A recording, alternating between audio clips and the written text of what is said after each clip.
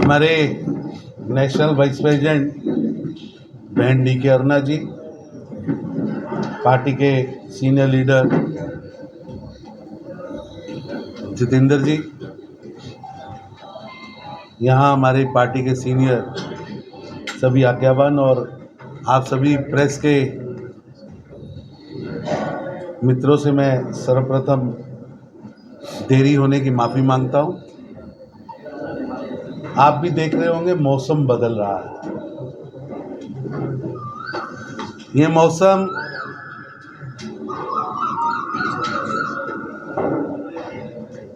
राजनीतिक मौसम भी बदल रहा है। अहंकार, परिवारवाद, भ्रष्टाचार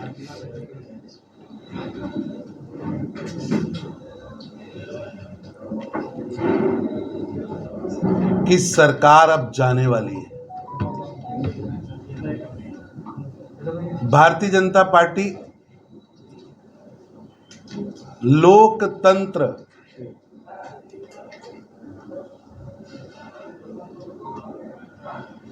की प्रति वचनबद्ध पार्टी है, लेकिन दुर्भाग्य है देश के संविधान निर्माताओं ने, हमारे वरिष्ठ जिन्होंने संविधान बनाया, उन्होंने लोकतंत्र में मालिक वोटर को बनाया। देश के हर नागरिक को वोट का अधिकार दिया, लेकिन ऐसी स्थिति बन गई है कि कुटुंब मालिक बन गए।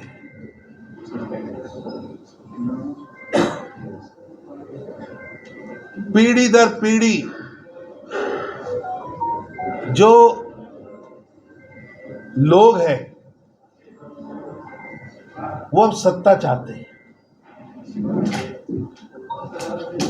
पूरी तरह केसीआर की सरकार भ्रष्टाचार पर, उनका अहंकार इतना बढ़ चुका है कि तेलंगाना का व्यापारी हो, तेलंगाना का किसान हो, तेलंगाना का नौजवान हो, तेलंगाना का मजदूर वर्ग हो, एससी वर्ग हो, ओबीसी हो, हर वर्ग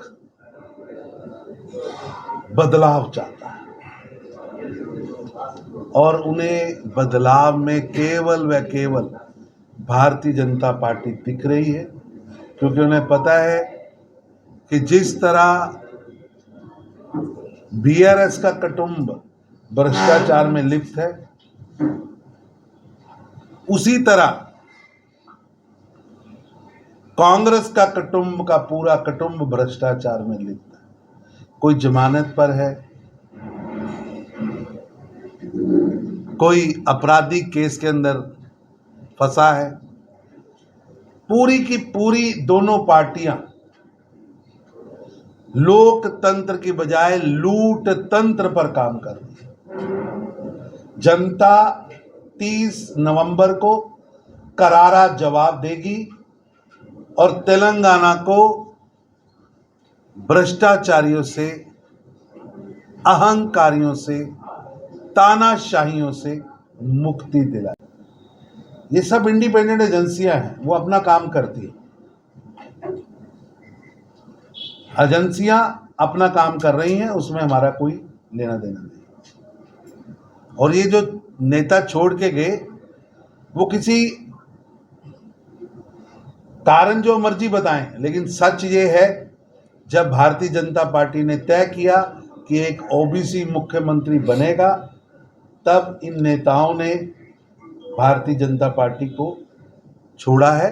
और ये हमारी कमिटमेंट है कि एक ओबीसी मुख्यमंत्री बनाएंगे, बंगारू तेलंगाना बनाएंगे। तेलंगाना में अभी भी सबसे ज़्यादा पैसा केंद्र से पिछले 9.5 वर्षों में आया है, लगभग 100 गुना ज़्यादा। हमारी केंद्र की सरकार ने पिछली बार से 100 गुना ज़्यादा। उस समय जब केसीआर साहब भी केंद्र में मंत्री थे, तब भी इतना पैसा यहाँ नहीं आया था जितना पैसा पिछले 9.5 वर्षों में प्रधानमंत्री श्री नरेंद्र मोदी जी के नेतृत्व में हमने पहुंचाया है, और ये आगे भी जारी रहेगा। तेलंगाना के विकास के लिए भारतीय जनता पार्टी की केंद्र सरकार हर समय वचनबद्ध है, और अब डबल इंजन की सरकार यहाँ बनेगी। नीचे भी मुख्यमंत्री भाजपा का और ऊपर भी प्रधानमंत्री भाजपा का, दोनों मिलकर यहाँ के विकास को एक नई दिशा दें। रेवंत रेड्डी बोल रहे हैं आप बीजेपी और बीआरएस एक ही है। क्या कौन बोल रहे? रेवंत रेड्डी प्रेसिडेंट। ऐसा है कि रेवंत रेड्डी जी कौन है ये सब जानते हैं, और अगर आज भी बीआरएस की सरकार के विधायकों की लिस्ट निकालेंगे तो उसमें से बहुत ज़्यादा हैं जो पिछली बार कांग्रेस की टिकट पर लड़े थे। 14 वाले भी कांग्रेस की टिकट पर लड़े थे, लेकिन जब सत्ता की बारी आई तो बेंचेस उन्होंने बीआरएस के में बैठे थे, बीआरएस के बेंचेस पे बैठे थे, और आज भी दोनों मिलकर नूरा कुश्ती खेल रहे हैं, नूरा कुश्ती खेल रहे हैं।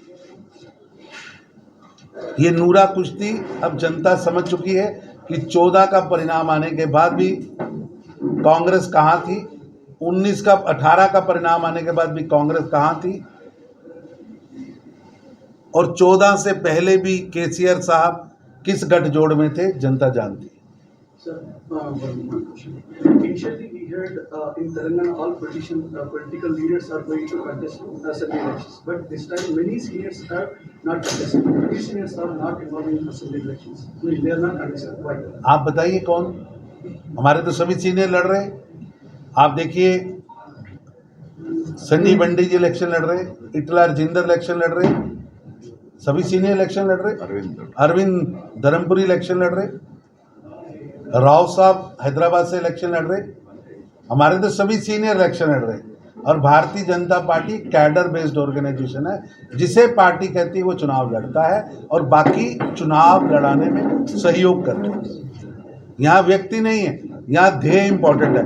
हमारे लिए व्यक्ति नहीं है, हमारे लिए तेलंगाना को आगे बढ़ाना ये लक्ष्य है। निरंतर काम करती रहेगी और तेलंगाना की जनता को न्याय मिले, वो न्याय आर्थिक रूप से मिले, वो न्याय विकास के रूप में मिले, वो न्याय यहाँ के लोगों को जिनको पीछे फेंका गया, कुचला गया, उनको आगे लाकर मिले।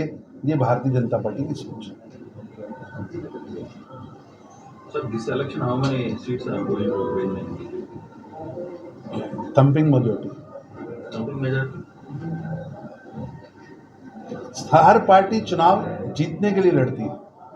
हम भी जीतने के लिए उतरे हैं, 119 उम्मीदवार लेके उतरे हैं, और 119 के 19 उम्मीदवार हमारे पूरी तरह लड़ाई लड़ रहे हैं और जनता में जा रहे हैं, और जनता हमें भरपूर आशीर्वाद दे रही है। जनता इस सरकार से मुक्ति चाहती है, ये तो 1 साल पहले ही तय हो गया था।